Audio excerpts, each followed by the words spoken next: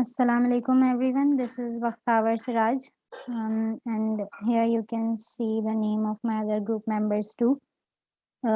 We are students of BSSE, Software Engineering from Jinnah University for Women, and the topic of our today's presentation is uniprocessor scheduling. Okay, so what is processor scheduling? The process जो process हमारे पास आ रहे हैं उन processes को assign करना to the processor इस तरह कि आपको बेस्ट रिस्पांस टाइम थ्रूपुट और प्रोसेसर एफिशिएंसी मिले। इसको हम प्रोसेसर शेड्यूलिंग कहते हैं। इसको हमने इस पूरे एम को, इस फंक्शन को, इस चीज़ को हमने 3 सेपरेट चीज़ों में जो है ना ब्रोक किया है। एक लॉन्ग टर्म शेड्यूलिंग, एक मीडियम टर्म शेड्यूलिंग और एक शॉर्ट टर्म शेड्यूलिंग। हम इन तीनों को अभी इन डिटेल जो है वो पढ़ेंगे, डेफिनेशन भी पढ़ेंगे और इन डिटेल भी। सो यहाँ पे हम इसको एज़ पर डेफिनेशन देख लेते हैं। लॉन्ग टर्म शेड्यूलिंग क्या है? Long term scheduling is the decision to add to the pool of a process to be executed. आपके जो प्रोसेसेस सारे आ रहे हैं, तो किन प्रोसेसेस को उठा के आपको प्रोसेसर के लिए लेकर आना है, वो आपका लॉन्ग टर्म शेड्यूलर देख रहा होता है या वो लॉन्ग टर्म शेड्यूलिंग के थ्रू हो रहा होता है। What is medium term scheduling? Medium term scheduling जो है या मीडियम टर्म शेड्यूलर जो है वो क्या कर रहा होता है, वो ऐसा डिसीजन ले रहा होता है कि उन नंबर ऑफ प्रोसेसेस को जो कि लॉन्ग टर्म शेड्यूलर उठा के लाया है, उनको मेन मेमोरी में लेके जाना है। कैसे लेके जाना है और क्या वो ऐसे प्रोसेसेस हैं जो कंप्लीटली उनके पास रिक्वायरमेंट्स अपनी हैं एंड वो रेडी टू एग्जीक्यूट हैं, या फिर ऐसे हैं जो पार्शियली हैं अभी मेन मेमोरी में, वो किसी इवेंट के लिए वेट कर रहे हैं। ये सब मीडियम टर्म शेड्यूलर देख रहा होता है। What is short term scheduler? Short term scheduler जो है ये ऐसे, या शॉर्ट टर्म शेड्यूलिंग जो है वो ऐसे डिसीजन को कहते हैं जो कि अवेलेबल प्रोसेसेस अब जितने भी आपके पास हैं मेन मेमोरी में, वो प्रोसेसर को असाइन कर दे कि भाई इस वाले को अब अभी आपको एग्जीक्यूट करना है। वो शॉर्ट टर्म शेड्यूलर या शॉर्ट टर्म शेड्यूलिंग के थ्रू हो रहा होता है। आईओ शेड्यूलिंग क्या है? आईओ शेड्यूलिंग ये है कि जो प्रोसेस आईओ रिक्वेस्ट के लिए पेंडिंग बैठे हुए हैं, उन्हें अवेलेबल आईओ डिवाइसेस असाइन की जाएँ। नाउ फ्रॉम दिस डायग्राम हम जो है ये देख पा रहे हैं कि कौन सी states in the main memory processes की कौन सा शेड्यूलर जो है वो देख रहा होता है। इसमें हमें देख के पता चल रहा है कि रनिंग, रेडी और ब्लॉक्ड स्टेट जो होती है वो जो है वो शॉर्ट टर्म शेड्यूलर देख रहा होता है, while blocked suspend and ready suspend जो है वो मीडियम टर्म शेड्यूलर देख रहा होता है। और लॉन्ग टर्म शेड्यूलर जो हो रहा होता है हमारा, वो न्यू या एग्ज़िट जो कर रही होती हैं हमारी प्रोसेसेस, उनको देख रहा होता है। नाउ हम इन्हें जो है इन डिटेल देख लेते हैं। Long term scheduler long term scheduler जो है वो कंट्रोल करता है, एक बात यहाँ लिखी हुई, कंट्रोल करता है the degree of multi programming. इससे क्या मुराद है? ये मतलब है इसका कि द मल्टी प्रोग्रामिंग जो हो रही होती है कि आप मल्टीपल प्रोसेसेस उठा के ला रहे हैं टू द मेन मेमोरी के इन्हें एग्जीक्यूट करो, तो कितने वहाँ से प्रोसेसेस उठ के आ रहे हैं, ये लॉन्ग टर्म शेड्यूलर जो है देख रहा होता है। देखता है कि कौन से प्रोग्राम्स, कौन से प्रोसेसेस जो हैं वो एडमिट किए जा रहे हैं to the system for processing. इस वजह से हम इसे कहते हैं कि ये मल्टी प्रोग्रामिंग की डिग्री को कंट्रोल कर रहा होता है। एंड जो ये डायग्राम दिख रही है इसमें बताया हुआ है कि ये काम किस तरह करता है कि कोई प्रोसेस क्यू में आया आपके पास, तो लॉन्ग टर्म शेड्यूलर डिसाइड करता है कि जो है इसको एज़ अ जॉब वो एक्सेप्ट कर ले, इसको एक प्रोसेस बना दे, आगे भेज दे या नहीं। And according to some algorithms and some constraints उसको आगे फिर भेज दिया जाता है। मीडियम टर्म शेड्यूलर जो होता है वो पार्ट है स्वैपिंग फंक्शन का, जो हम स्वैप इन और स्वैप आउट करवा रहे होते हैं अपनी मेन मेमोरी से। ब्लॉक में डलवा रहे होते हैं प्रोसेसेस को, ऐसे प्रोसेसेस जो शायद वेट कर रहे हैं किसी इवेंट का, वो चीज़ जो है हमारी मीडियम टर्म शेड्यूलर देख रहा होता है और मीडियम टर्म शेड्यूलिंग के थ्रू देख रहा होता है। ओके, शॉर्ट टर्म शेड्यूलर को हम डिस्पैचर भी कहते हैं। ये बहुत फ्रीक्वेंटली एग्ज़ीक्यूट होता है। क्यों फ्रीक्वेंटली एग्ज़ीक्यूट होता है? क्योंकि इसका काम ये होता है कि हर बार ये इन्वोक कर दिया जाता है, जब भी कोई इवेंट जो है ऐसा अकर हो रहा हो जो ब्लॉकिंग की तरफ जा रहा है किसी करंट रनिंग प्रोसेस के। तो प्रीएम्प्ट करना बार-बार और वापस उसको जो है रेडी स्टेट में लाना, ये शॉर्ट टर्म शेड्यूलर देख रहा होता है, इस वजह से ये बहुत फ्रीक्वेंटली इन्वोक किया जा रहा होता है। जैसे कि यहाँ नीचे एग्ज़ाम्पल्स दी हुई हैं, क्लॉक इंटरप्ट, आईओ इंटरप्ट्स आ रहे हैं, सिग्नल्स, सेमाफोर्स, ऑपरेटिंग सिस्टम की कॉल्स आ रही हैं, इन सब में प्रीएम्पशन, फिर वापस रेडी स्टेट में लाना, ब्लॉक में डालना, सस्पेंड में डालना, फिर रेडी में लाना, ये सब शॉर्ट टर्म शेड्यूलिंग के थ्रू देखा जा रहा होता है। शेड्यूलिंग क्राइटेरिया से क्या मुराद है? हम ये शेड्यूलिंग जो कर रहे हैं प्रोसेसेस की, ये ऑन व्हाट बेसिस हो रही है, क्या देख के की जा रही है? सो हर प्रोसेस के कुछ कंस्ट्रेंट्स ये देखे जाते हैं। सो सीपीयू यूटिलाइज़ेशन कि हमें सीपीयू को एज़ बिज़ी एज़ पॉसिबल रखना है। हमें जो है हर वक़्त उसे कोई प्रोसेस देना है। इस हिसाब से हम शेड्यूलिंग करें कि सीपीयू हमारा किसी भी वक़्त आइडल स्टेट में ना बैठा हो। थ्रूपुट के प्रोसेसेस कंप्लीट हो रहे हैं पर यूनिट ऑफ टाइम, इस हिसाब से भी कि हमें प्रोसेस का थ्रूपुट बेस्ट मिलना चाहिए, हम शेड्यूलिंग इस हिसाब से भी कर रहे होते हैं। टर्न अराउंड टाइम ये है कि आप कोई प्रोसेस जो है वो कितना टाइम लेगा रन होने के लिए, इस हिसाब से हम उसे शेड्यूल करेंगे। वेटिंग टाइम के एक प्रोसेस जो है वो रेडी क्यू में कितनी देर से बैठा हुआ है, वो जितनी देर वहाँ लगा रहा है उस हिसाब से भी उसकी शेड्यूलिंग होगी कि वो ज़्यादा देर तक वहाँ रहे नहीं, उसको एग्ज़ीक्यूशन मिल जाए। रिस्पॉन्स टाइम ये वो टाइम है स्टार्ट से जब उसे एग्ज़ीक्यूशन दी गई प्रोसेस को फ्रॉम द सबमिशन टाइम पूरा लास्ट तक जब तक वो चला टोटल टाइम उसने कितना लिया। थ्रू प्रीएम्पशन जो भी उसने वेट किया ये सब वो रिस्पॉन्स टाइम में आ जाता है। और इस बेसिस पे भी हम किसी प्रोसेस को शेड्यूल कर रहे होते हैं, ये क्राइटेरिया है शेड्यूलिंग का। Fairness, each process should have a fair share of CPU, her process को फेयर शेयर मिलना चाहिए, ये नहीं होना चाहिए कि कोई प्रोसेस एग्जीक्यूट हुए जा रहा है और कोई बैठा हुआ है। सो शेड्यूलिंग क्राइटेरिया इन कुछ बेसिस पे हम यानी कि शेड्यूलिंग कर रहे होते हैं। एक चीज़ आती है short term scheduling criteria. So basically जो शॉर्ट टर्म शेड्यूलिंग क्राइटेरिया है ना, इसका जो मेन ऑब्जेक्टिव है ये होता है कि वो प्रोसेसर को इस तरह जो है अ, असाइन करे प्रोसेसेस के लिए कि जो है शेड्यूलिंग पॉलिसीज़ जो हैं वो आराम से एवैल्यूएट की जा सकें। इसमें 2 चीज़ें हैं, यूज़र ओरिएंटेड और सिस्टम ओरिएंटेड क्राइटेरिया होता है शॉर्ट टर्म शेड्यूलिंग का, कि वो प्रोसेस किस तरह ब्लॉक में रेडी में जा रहे हैं। तो यूज़र ओरिएंटेड में क्या होता है कि ये रिलेट करता है to the behaviour of the system as perceived by the individual user. जो इंडिविजुअल यूज़र बात कर रहा है जो प्रायोरिटी वो चाहता है कि इसको पहला चलाया जाए, उस क्राइटेरिया से हो सकता है या फिर सिस्टम ओरिएंटेड क्राइटेरिया जो कि फ़ोकस करेगा कि सिस्टम कितना एफ़िशिएंटली और इफ़ेक्टिवली यूटिलाइज़ हो सकता है इस तरह की शेड्यूलिंग से। ओके, प्रायोरिटी क्यूइंग पे आ जाते हैं हम। प्रायोरिटी क्यूइंग इज़ बेसिकली कि कुछ प्रोसेसेस जो कि प्रायोरिटी के साथ आ रहे हैं, तो उनकी क्यूइंग कैसे हो रही है, वो कैसे रनिंग स्टेट में और सब उनका जो है पूरा प्रोसेस चल रहा है to the start from the start to the end. So queues जो हैं वो अरेंज की जाती हैं हाईएस्ट प्रायोरिटी और लोएस्ट प्रायोरिटी के बेसिस पर। जो यहाँ से हमें कंटीन्यूअस सप्लाई आरक्यूओ में मिलती जा रही है, यहाँ से प्रोसेसेस जो हैं डिस्पैच हो रहे हैं टू द प्रोसेसर, प्रोसेसर उन्हें चला रहा है, कोई इवेंट के लिए अगर वो वेट कर रहे हैं तो उन्हें ब्लॉक क्यू में डाल दिया जाता है। अगर तो बीच में कोई ऐसा प्रोसेस आ गया आरक्यूओ के पास जिसकी प्रायोरिटी उस करंटली रनिंग प्रोसेस से ज़्यादा है, तो जो करंटली रनिंग होता है उसे हम प्रीएम्प्ट कर देते हैं और जो नया होता है उसको हम प्रोसेसर असाइन कर देते हैं। Now to talk about the selection function, but इससे पहले हम ये देख लें कि ये जो हमारी प्रायोरिटी क्यूइंग हो रही है इसके साथ जो एक प्रॉब्लम एसोसिएटेड है वो ये है कि कुछ प्रोसेसेस जिनकी प्रायोरिटी कम होगी वो चले जाएंगे स्टारवेशन की तरफ, उनको प्रोसेसर असाइन किया ही नहीं जाएगा।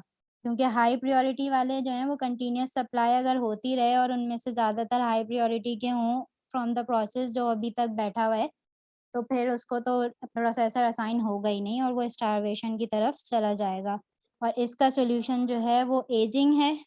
एजिंग क्या है? ये एक प्रोसेस है जिसमें प्रायोरिटीज़ जो होती हैं प्रोसेस की उन्हें ग्रेजुअली इंक्रीज़ कर दिया जाता है ताकि वो स्टारवेशन की तरफ ना जाएँ। To talk about the selection function जो है वो डिटरमाइन करता है कि किस प्रोसेस को हमें डिस्पैच करना है नेक्स्ट फॉर द प्रोसेसर। सही है, प्रोसेसर की तरफ किसको भेजना है। इसके लिए हमें जो है जो चीज़ें देखनी होती हैं वो हम देखते हैं। नीचे ये 3 क्वांटिटीज़ हमें दी हुई हैं W, E and S. W क्या है? Time spent in the system so far, वो कितनी देर से सिस्टम में बैठा हुआ है, क्या उसे पहले एग्ज़ीक्यूशन दी गई थी कि नहीं दी गई थी। इस तरह से हम देखते हैं कि वो वेट कब से कर रहा है। ई है टाइम स्पेंट इन एग्ज़ीक्यूशन सो फार, क्या वो पहले एग्ज़ीक्यूट हो चुका है, उसने कितना टाइम लिया। और S total service time required by the process, कितना टाइम अब उसे चाहिए कि वो कंप्लीट हो जाएगा। इन बेसिस पे सिलेक्शन फंक्शन काम कर रहा होता है। अब ये जो सिलेक्शन फंक्शन जो है वो काम कर रहा होता है, ये कुछ चीज़ों को देखते हुए, कुछ सर्कमस्टेंसेस को देखते हुए कर रहा होता है, कुछ तरीकों से कर रहा होता है। जो 2 तरीके यहाँ 2 कैटेगरीज़ हमें बताई गई हैं, non preemptive and pre-emptive. Now non pre-emptive और प्रीएम्प्टिव में हम देख लें कि ये होते क्या हैं, ये तरीके हैं for the selection function to select a process to be assigned to the processor। तो नॉन प्रीएम्प्टिव जो है वो क्या है कि एक प्रोसेस अगर एंटर हो गया रनिंग स्टेट में, वो जब तक वहाँ से नहीं निकलेगा, जब तक वो टर्मिनेट नहीं हो जाए, कंप्लीट नहीं हो जाए या फिर वो खुद से ब्लॉक हो जाए किसी अपनी इवेंट के वेट के लिए, किसी आईओ के वेट के लिए खुद ही से ब्लॉक हो जाए। व्हाइल प्रीएम्प्टिव जो होता है ना, उसमें क्या है कि जो करंटली रनिंग प्रोसेसेस हैं हम उन्हें इंटरप्ट कर देते हैं और मूव करा लेते हैं रेडी स्टेट से। जो ओएस होता है वो उन्हें रेडी स्टेट से निकाल लेता है, प्रीएम्प्ट कर लेता है और उनको जो है निकाल के और दूसरे किसी प्रोसेस को शेड्यूलर जो होता है वो कि दूसरे किसी प्रोसेस को असाइन कर देता है। इसकी जो है कुछ बेसिस जो हम यहाँ पे देख रहे हैं वो ये है कि ये प्रीएम्पशन हो सकती है ऑन द बेसिस ऑफ कि कोई नया प्रोसेस आया है, तो पीरियोडिकली भी हो सकती है, किसी प्रायोरिटी की बेस पे हो सकती है। ये सब चीज़ें हम यहाँ पर देखेंगे।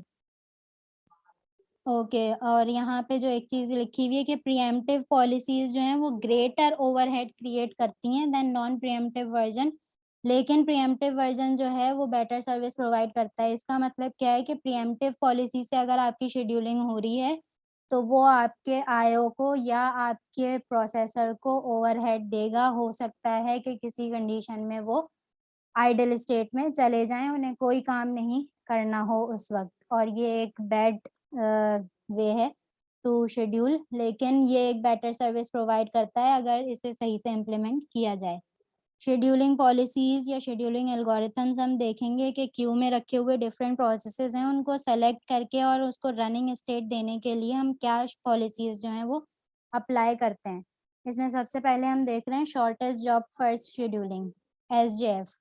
तो शॉर्टेस्ट जॉब फर्स्ट से ही हमें पता चल रहा है कि जो सबसे छोटी जॉब होगी, जिसको सबसे कम सीपीयू बर्स्ट टाइम, सबसे कम सीपीयू एग्ज़ीक्यूशन टाइम चाहिए होगा, हम उसको चला देंगे। और एक बात ये कि ये हर पॉलिसी हम दोनों तरीकों से चला के देख सकते हैं, नॉन प्रीएम्प्टिव से एंड प्रीएम्प्टिव से। Uh, okay, so now to talk about the non preemptive and preemptive, ये हम देख चुके हैं कि इनका मतलब क्या होता है in terms of shortest job first या एसजेएफ। हम इनकी एग्ज़ाम्पल्स अभी देख लेते हैं। Okay, this is an example of non pre-emptive SJF जिसमें साइमल्टेनियसली हमें 0 टाइम पर ही 4 प्रोसेसेस मिल रहे हैं विद डिफरेंट बर्स्ट टाइम्स। ये है शॉर्टेस्ट जॉब फर्स्ट, और क्योंकि ये नॉन प्रीएम्प्टिव है, हर प्रोसेस को पूरा चलने का हक है। उसको बीच में से प्रीएम्प्ट नहीं किया जाएगा, तो हम सिंपली 1 को पहले चला दिया हमने उसका, क्योंकि शॉर्टेस्ट जॉब थी, सबसे कम बर्स्ट टाइम उसी का था, हमने उसको चला दिया P3 को। देन हमने देखा कि इससे कम जो है बर्स्ट टाइम किसको चाहिए, अब जो 3 प्रोसेसेस हैं हमारे पास उनमें से सबसे कम चाहिए था हमें P2 को, हमने P2 चला दिया, 4 बर्स्ट टाइम उसको दे दिया और अब हमारा शेड्यूलर जो है वो 5 पे पहुँच गया। तो अब हमने देखा कि अब जो 2 प्रोसेसेस रह गए हैं, उनमें से कम किसका है, वो 5 वाला यानी P4 का 5 बर्स्ट टाइम था, हमने P4 चलाया एंड देन P1 चला दिया। इनका एवरेज वेटिंग टाइम वगैरह अगर हमें निकालना हो, सो इसके लिए जो है हमारे पास फॉर्मूला होता है for waiting time and turn around time.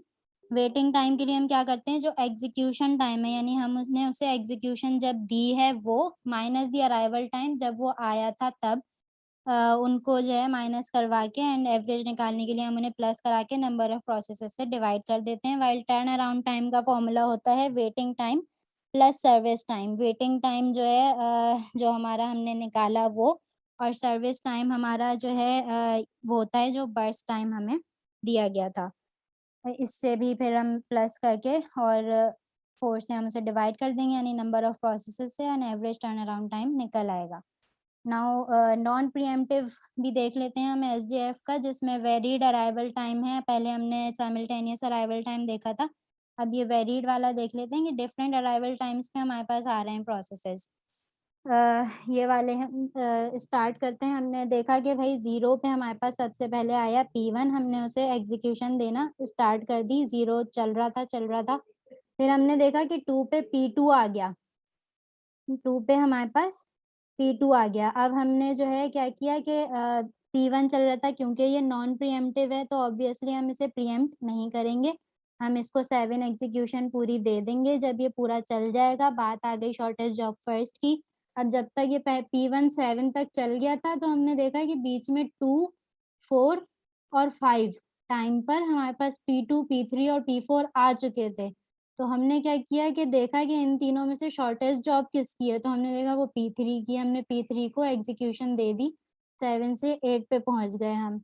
अब जो 2 रह गए, अब इन दोनों की जो है बर्स्ट टाइम सेम है, शॉर्टेस्ट जॉब वाला बात नहीं रही, दोनों सेम है, तो हम किसी को भी पहले चला सकते हैं P2 या P4 में से।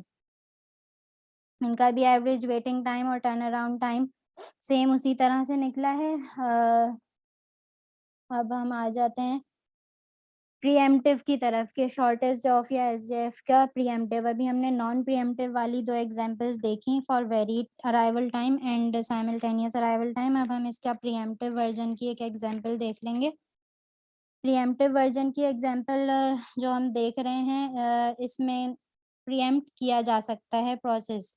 ओके, सो हमने देखा कि 0 टाइम पे सबसे पहले हमारे पास आया P1 जिसे 7 तक चलाना था हमें, बट हमने देखा कि इसको 7 तक चलने से पहले P2 आ गया हमारे पास 2 पर।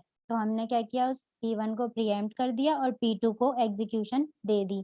जब हमने P2 को एग्जीक्यूशन दी तो उसको चलना था 4 दफ़ा, 4 बर्स्ट टाइम चाहिए थे यानी उसको 4 साइकिल्स चाहिए थी। हमने उसको चलाना शुरू किया, लेकिन वो 4 पर यानी 2 बार ही चला था, 2 साइकिल्स ही उसे मिली थी कि हमने देखा कि 4 पे P3 आ गया। तो हमने P2 को भी प्रीएम्प्ट करा लिया एंड P3 को हमने एग्जीक्यूशन दे दी। जब हमने P3 चलाना शुरू किया, उसका बर्स्ट टाइम सिंपल 1 ही था, वो कंप्लीट हो गया एंड हमने ये भी देखा कि जब वो कंप्लीट हुआ तो P4 5 पर हमारे पास आ चुका था। जब ह अब हमने देखा कि हमारे पास इस वक़्त जब हम 5 पर मौजूद हैं, तो हमारे पास P4 है विथ 4 बर्स्ट टाइम, हमारे पास P1 है और हमारे पास P2 है। सिर्फ़ P3 कंप्लीट हो चुका है और हमने जब इन तीनों में से देखा, तो हमारे पास सबसे कम टाइम जो रह गया था बर्स्ट टाइम, वो रह गया था P2 का, इसलिए हमने P2 को एग्ज़ीक्यूट करवाया और हम 7 पे पहुँच गए। फिर हमने देखा P4 और P1 में से किसका टाइम कम रह गया था, तो P4 का रह गया था, हमने P4 को चलाया एंड देन P1 को चलाया। इसका भी एवरेज वेटिंग टाइम और टर्न अराउंड टाइम वैसे ही हमने निकाला है। नाउ हम आ जाएँगे प्रायोरिटी शेड्यूलिंग पे। जो अभी तक हम देख रहे थे वो on the basis of burst time देख रहे थे, जो एसजेएफ हमने देखा। अब हम आ जाएँगे प्रायोरिटी शेड्यूलिंग पे। On the basis of priority काम होगा इसमें। अगर एसजेएफ हम अप्लाई कर रहे हैं तो इसको हम प्रायोरिटी शेड्यूलिंग के थ्रू कैसे अप्लाई कर लेंगे? तो हर प्रोसेस को एक प्रायोरिटी नंबर जो है वो असाइन कर दिया जाता है, जो बताता है कि इसकी प्रायोरिटी हाई है या लो है। बट प्रायोरिटी इस बेसिस पे नहीं देखी जाती कि नंबर कितना बड़ा उसको असाइन किया गया है, ये इस बेसिस पे जितना छोटा नंबर होगा उतनी ज़्यादा प्रायोरिटी है। एंड इसको भी आप वही 2 तरीकों से अप्लाई कर सकते हैं, प्रीएम्प्टिव एंड नॉन प्रीएम्प्टिव।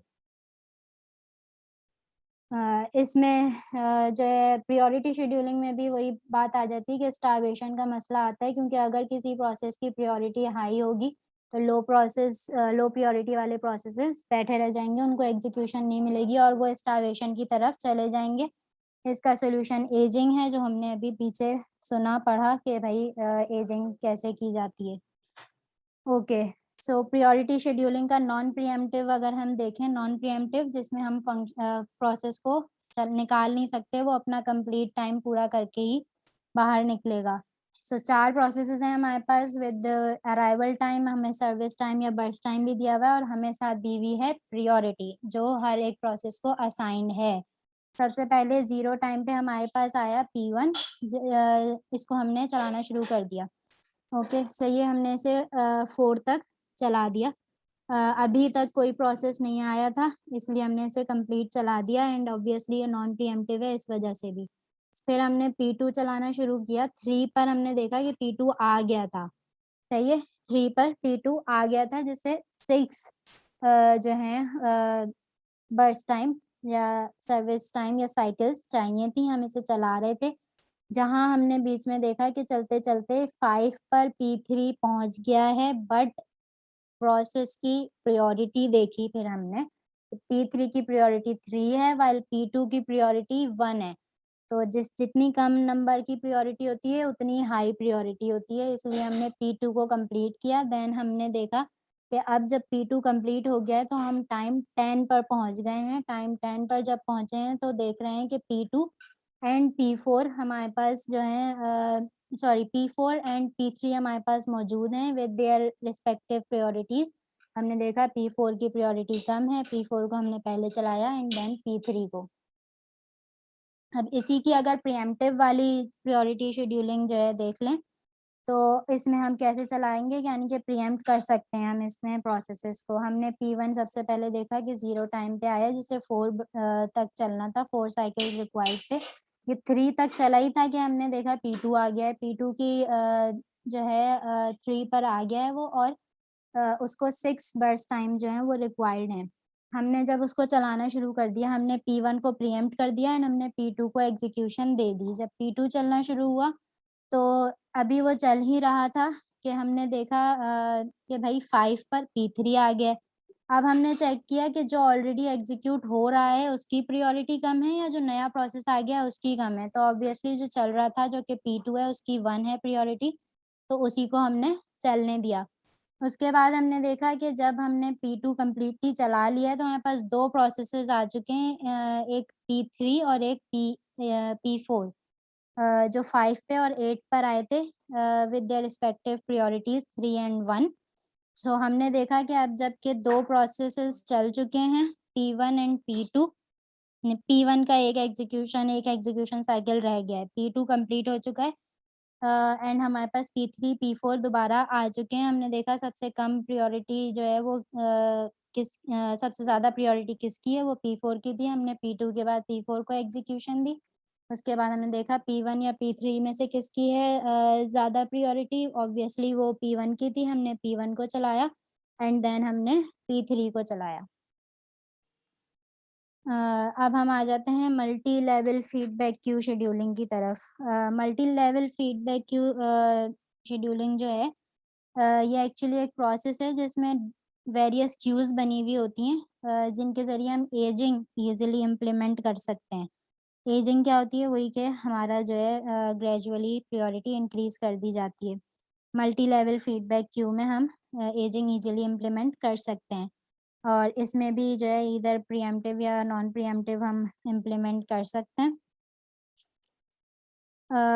और एक चीज़ इसमें जो है जो हम किन बेसिस पे जो है किन पैरामीटर्स को देखते हुए जो है ना ये हम इम्प्लीमेंट कर रहे होते हैं, तो वो ये डिफरेंट हमें दिए हुए हैं कि कितनी नंबर ऑफ क्यूज़ हमें बनानी है। कौन-सा शेड्यूलिंग एल्गोरिथम जैसे कि एसजेएफ हमने पढ़ा अभी, क्या वो इम्प्लीमेंट करना है हमें? क्या हमें FCFS first come first serve implement करना है? हमें क्या इम्प्लीमेंट करना है? ये एल्गोरिथम हमें पता होना चाहिए। Method used to determine when to promote process, हमें पता होना चाहिए हमें कब प्रोसेस की प्रायोरिटी को बढ़ाना है। और उसे प्रमोट करना है और कब हमें उसे डिमोट करना है, यानी प्रोसेस की प्रायोरिटी को कम करना है। सो ये मेथड्स हमें पता होने चाहिए। एक और चीज़ जो पता होनी चाहिए कि वो मेथड जो डिटरमाइन कर रहा है कि जो भी क्यू में प्रोसेस मौजूद है, वो प्रोसेस जो है किस क्यू में हम भेजें, और वो प्रोसेस जो है प्रोसेसर को असाइन किया जाए। इसकी एक एग्ज़ाम्पल सिंपल सी हम यहाँ देख लेते हैं कि भई एक प्रोसेस था जो क्यूओ में हमारे पास जो है क्यूओ जो है क्यू नॉट जो एक क्यू है हमारी उसमें आया। उसको हमने उसमें प्लेस कर दिया। उसने एग्ज़ीक्यूशन अपनी शुरू कर दी। 8 मिलीसेकंड्स टाइम था हमारे पास quantum time for the uh, first Q naught, और वो 8 मिलीसेकंड्स तक चला। अब अगर ऐसा हो कि वो 8 मिलीसेकंड्स में कंप्लीट नहीं हुआ है, उसके साइकिल्स उसमें कंप्लीट नहीं हुए हैं, तो जॉब को हम सेकंड क्यू1 में भेज देते हैं। क्यू1 में उसको 16 मिलीसेकंड्स मिलेंगे। अगर वो उसमें भी कंप्लीट नहीं होता है, तो हम उसे और आगे भेज सकते हैं। ये मल्टी लेवल फीडबैक क्यू होती है। मल्टी लेवल फीडबैक क्यू हमने ख़त्म कर ली।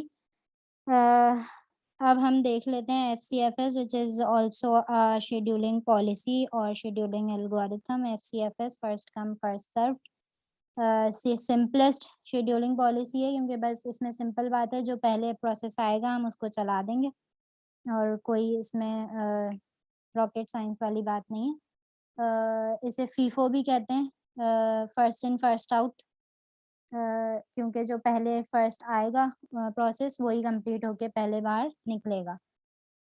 ओके। इसमें जो है ये बेटर परफॉर्म करता है फॉर लॉन्ग प्रोसेसेस, या हम कहते हैं कि ये लॉन्ग प्रोसेसेस को फेवर करता है, या हम ये भी कहते हैं कि ये जो है प्रोसेसर बाउंड प्रोसेसेस को फेवर करता है और आईओ बाउंड प्रोसेसेस को नहीं करता। अब इसकी जो लॉजिक है वो ये है कि कुछ प्रोसेसेस जो हमारे पास जब सारे प्रोसेसेस आ रहे हैं, तो उनमें कुछ प्रोसेसेस ऐसे होते हैं जो आईओ बाउंड होते हैं, कुछ प्रोसेसेस ऐसे होते हैं जो प्रोसेसर बाउंड होते हैं, कुछ प्रोसेसेस लॉन्ग प्रोसेस होते हैं और कुछ होते हैं जो शॉर्ट प्रोसेसेस होते हैं। इसमें मसला ये हो जाता है कि कॉन्वॉय इफ़ेक्ट आता है। किस वजह से आता है कि अगर एक प्रोसेस आया आपके पास एंड उसने जो है वो एक समझ लें कि IO bound IO bound process था, उसने अपना आईओ काम शुरू कर दिया, व्हाइल जो प्रोसेसर बाउंड प्रोसेस थे, वो अपना प्रोसेसर जो है वो यूज़ कर रहे थे। आईओ बाउंड वाले ने अपना काम पूरा कर लिया, वो इधर आ गया है प्रोसेसर को यूज़ करने अब, लेकिन क्योंकि जो प्रोसेसर बाउंड प्रोसेस है, वो अपना प्रोसेसर यूज़ किए जा रहा है, उसको प्रोसेसर की ज़्यादा ज़रूरत है। तो इस स्टेट में ना तो जो है वो आईओ बाउंड वाला आईओ को यूज़ कर रहा है और ना ही वो प्रोसेसर वाला आईओ को यूज़ कर रहा है।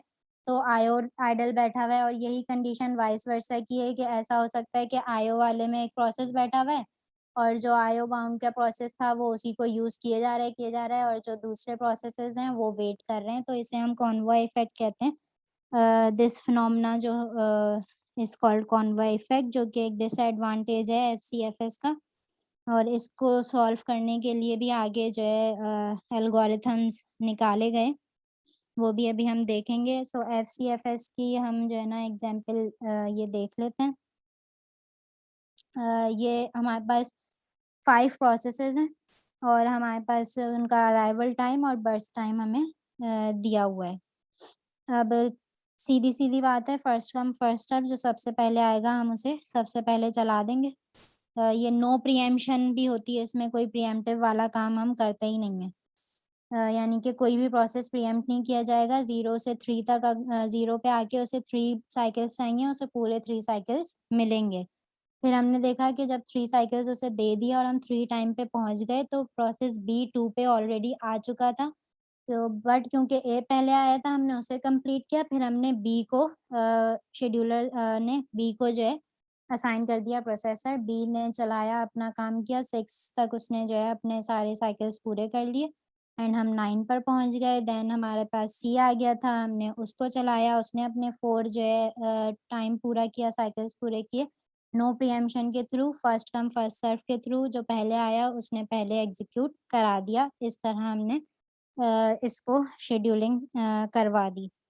Now for the waiting time and turn around time वो सिंपल वैसे ही निकलेगा, execution time minus arrival time for waiting time, and turn around time के लिए हम उस waiting time plus burst time से निकाल लेंगे और फिर उनका एवरेज भी निकाला जा सकता है। नाउ अब हमने देखा कि एफसीएफएस में आता है कॉन्वॉय इफेक्ट। तो इसको हल करने के लिए एक और एल्गोरिथम निकाला गया था, that is round robin. Round robin क्या है कि ये प्रीएम्पशन यूज करता है। फर्स्ट कम फर्स्ट सर्व में कॉन्वॉय इफेक्ट इसलिए आ रहा था कि वो नॉन प्रीएम्प्टिव था, उसमें आप जो है ना प्रीएम्प्ट कर ही नहीं सकते। कोई प्रोसेस आईओ को यूज कर रहा है तो वो करके ही जाएगा पूरा, और कोई अगर प्रोसेसर को यूज कर रहा है तो वो कंप्लीट करके ही जाएगा। सो इस वजह से कॉन्वॉय इफेक्ट आ रहा था। इसको सॉल्व करने के लिए हम बहुत से प्रीएम्प्टिव एल्गोरिथम्स जो हैं वो यूज कर सकते हैं, जिसमें से एक हमारा राउंड रॉबिन है। इसको हम टाइम स्लाइसिंग भी कहते हैं, क्योंकि इसमें क्या होता है कि हम प्रोसेसेस को असाइन कर देते हैं टाइम, टाइम क्वांटम। हमने उसे कह दिया कि हर प्रोसेस, यहाँ साइड पे आप लेफ्ट साइड पे कोने पे देख सकते हैं कि q इज इक्वल्स टू 1 लिखा हुआ है, विच मीन्स कि इसका टाइम क्वांटम 1 है। हर प्रोसेस को सिर्फ एक ही सेकंड, एक ही साइकिल या एक ही जो है मिलीसेकंड दिया जाएगा टू बी एग्जीक्यूटेड, और फिर उसे प्रीएम्प्ट कर लिया जाएगा और दूसरे प्रोसेस को प्रोसेसर असाइन किया जाएगा। और इसका भी एक मसला है राउंड रॉबिन का, कि अगर टाइम क्वांटम बहुत छोटा है, जैसे कि इसमें हम देख रहे हैं कि सिर्फ 1 है, तो प्रोसेस जो है वो बार-बार रिपीट होगा। 1 सेकंड के लिए चला, जबकि उसे फ़र्ज़ करें 9 साइकिल्स चाहिए थे, उसने 1 साइकिल चलाया, फिर उसे प्रीएम्प्ट कर लिया गया। दूसरा प्रोसेस चल रहा है, फिर जब उसको चलाया, फिर उसने 1 सेकंड चलाया, फिर रोक दिया गया उसे। तो ये मसला आ जाता है कि बार-बार जो है प्रोसेसर को स्विच करवाना पड़ता है बिटवीन प्रोसेसेस, कि भाई उसका 1 सेकंड पूरा हो गया, अब उसको हटा के दूसरा लगा दिया जाए। फिर वो दूसरे का 1 सेकंड पूरा, उसको हटा के उसके बाद वाला, या इस तरह से करने की वजह से स्विचिंग बहुत ज़्यादा हो रही होती है, जो कि मसला बन जाती है। और एक मसला ये है कि अगर टाइम क्वांटम बहुत ही बड़ा हो, तो हम प्रोसेस, अब अगर प्रोसेस को चाहिए 2 साइकिल्स और हम उसे दे रहे हैं 10 साइकिल्स, हम हर प्रोसेस को दे रहे हैं 10 साइकिल्स। तो अगर ऐसा हम करेंगे और उसको 2 ही चाहिए थे, तो वो 10 साइकिल्स में से 2 यूज़ करके वो तो चला गया। तो बाकी के 8 साइकिल्स तो वेस्ट हो गए, सीपीयू आइडल बैठ गया, जो कि हमें वापस कॉन्वॉय इफ़ेक्ट की तरफ ले जाता है, जो जिसमें हमने देखा कि आईओ डिवाइसेज़ या हमारा प्रोसेसर आइडल बैठे रहते हैं, उन कोई काम नहीं कर रहे होते उस वक़्त। सो ये चीज़ इसमें बहुत मैटर करती है कि आपका टाइम क्वांटम जो है वो सही साइज़ का होना चाहिए, not too big either not too large. So इसको देखते हुए अगर ये शेड्यूलिंग की जाए, तो ये एक बहुत अच्छा जो है प्रीएम्प्टिव वर्ज़न है to eliminate convoy effect. That's all. Thank you so much for listening.